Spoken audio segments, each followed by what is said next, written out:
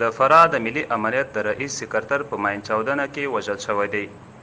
خپلواک ټلویزیون ته را رسېدلي راپورونه وایي چې د فراه د ملي امنیت د رئیس سکرتر فضل احمد د چسپکي ماین چاودنې له امله خپل ژوند له لاسه ورکړی دی. د فراه د ملي امنیت مطبوعاتي مسؤل فرهاد حکیمي پیښه تاییدوي او وایي یاده چاودنه د فراه مرکز اړوند د نوي ولایت ودانۍ مخته رامنځته شوې ده.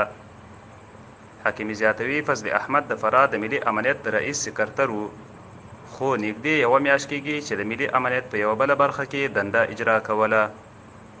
تر اوسه د دې چاودنې مسؤلیت چا نه دی منلی او نه هم افغان حکومت تر دې دمه د چاودنې په تړاو څوک نیولي دي.